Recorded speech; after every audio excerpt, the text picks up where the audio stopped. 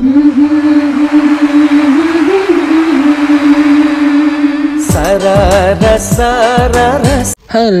नमस्कार सबैजनालाई र वेलकम छ तपाईहरुलाई रिम्बोको भ्लगमा र हामी राम्रै भयो राम्रो तरिकाले इन्जोय गर्यौं यो ठाउँमा पुग्नलाई कसरी कष्ट गरेर पुग्यौं हेर्दिनु होला लेट्स गो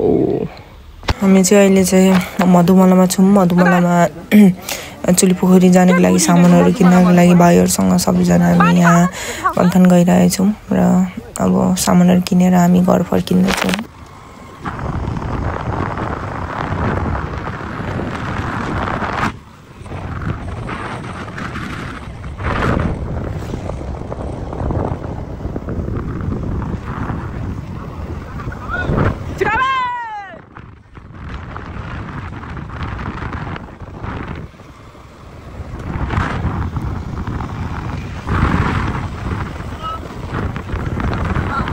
यो चाहिँ हाम्रो टाढी धोबेनी बजार हो र हामी लगभग अब घर आइपुग्न लाग्यौं 5 मिनेट छ यहाँदेखि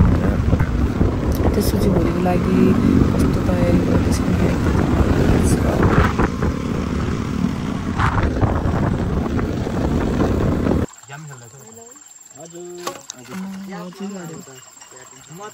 यो चाहिँ भोलिको लागि एकदम रेडी हुँदैछ यो चाहिँ खानुलाई मात्रै खानुलाई मात्रै यो हेर नि भात नखाइ आएको छ आन्द्रा भुडी खानुको लागि हो के भोलिलाई यो रेडी बनाउनु भने सेक्का पोनी खानु हो चाहिँ आन्द्रा भुडी खानुलाई भात नखाइ आएको छ यो हाम्रो भाइहरु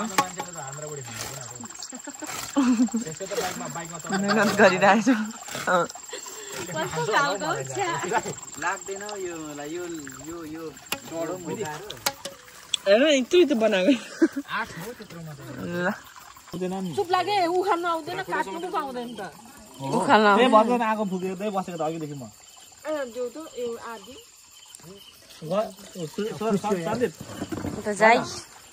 म आगो फुक्ने कस्तो खरिरहेको है भाइ अघिदेखि अब मैले फुकेको हजुर भाइ दाजु चिम्टा म एक्लै थिएँ नि सबिना त्यो आगो सागो बालेर नि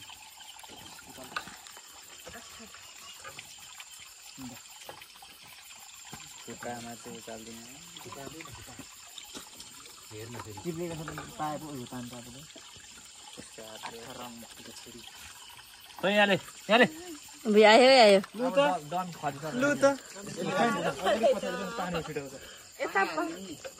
यसले तपाईलाई डराइदियो उसको नौले उचाल्छ जस्तो लागिरा होला फेरि ला यसको त खुदा पाकेछ कि ए तातो छ नि त तातो छ क्या कस्तो बुझ्दैन हो हातको जमिरहेको है तपाईँ चाहिँ नडुबाई गर्नुभएको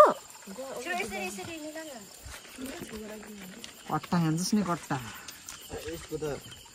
सबै थालै नि बिदेछ त धेरै बेर घुट्टो पनि त नि कलिलो भएन कि पौडी धेरै बेर खेल्नु नि अफ अरे छोप्दिनु पर्दैन अच्छे ओ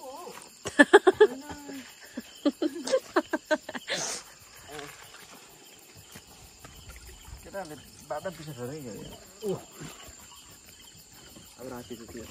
राति कहाँ टोयलेट खोजिदिनु हैन लु भाइ ए भाइ भएन भनेको हुन्छ दाजु भन्छ गाडी धान्छु म भन के सरी गाइस डुबाउने त नाम लाउने मेरो हैन अझै एउटै